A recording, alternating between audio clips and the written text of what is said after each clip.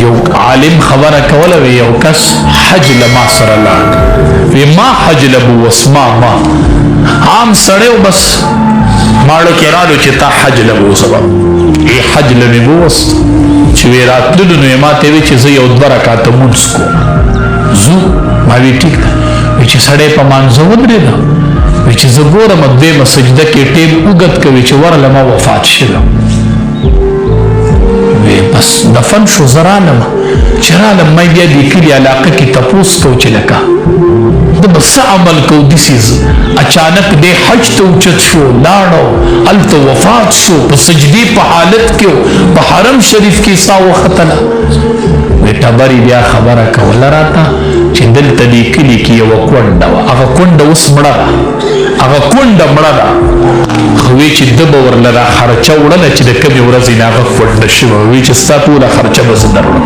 او هغې کونډې به ده ته دعا کوله وی چې خدای دې حرمینو ته بوز او خدای دې دله په حرمینو کې مرګ راولي هغه کونډه وی اوس نشته هغه مړه ده خو ده به هغې له انتظام کوه دا داسې چېرته یوه کونډه لاس اوچت کړي هغه دعا سمه ولګي دا چېرته داسې یو یتیم لاس اوچت کړي هغه ولګي روجې په ټیم کې چې دا ماښام روجه ماتې شي د روجهدار دعا الله نه رد کوي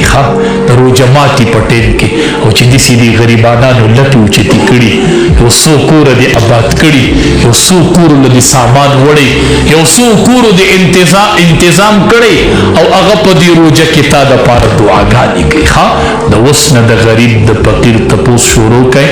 رب العالمین دې مونږ ټول روغ روجې ته ورسوي او الله دې مونږ له دې روجه کې د عبادت توفیق راکړي او د اوس نه دا نیت کوئ ویلا زر زر تراویح به نه کوو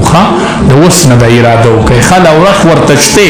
خو د اوس نه دا پوخ نیت کوئ چې کوم ځای دا زر زر تراویح کېږي چې نه پکې سبحان ربي الاعلی نه پکې سبحان ربي العظیم دا تراویح به زه نه کوم چې نه پکې سبحانک اللهم وبحمدک ویلی شم نه پکې عبده ورسوله پورې وایه وي سلام ګرځوه زه به داسې تراویح ځکه نه کومه چې 2 میاشتې مخکې به امام الانبیا دعا کوله وی ربه روجې ته مې روغ ورسوئ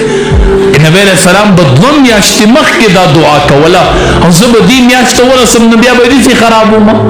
نه چرته به داسې نه کوو دا د اوس نه نیت کوئ دا نظریه جوړه کړئ چې انشاءالله زه به دا میاشت په عبادت کې تېروم زه به دا د فقیر په تپوس کې تېروم زه به دا د یتیم په تپوس کې تېروم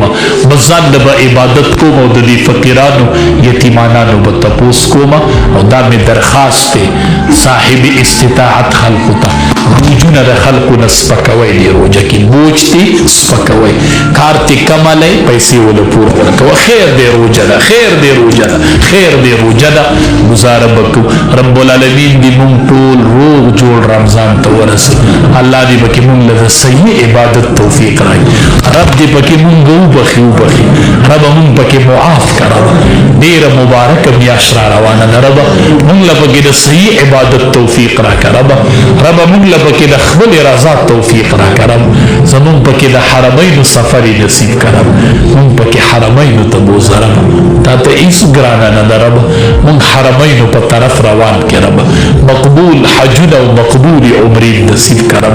مونږ حرمینو ته بوځې رب کریم الله مونږ ټول روغ رمضان ته ورسوي رب اللهم صل على سيدنا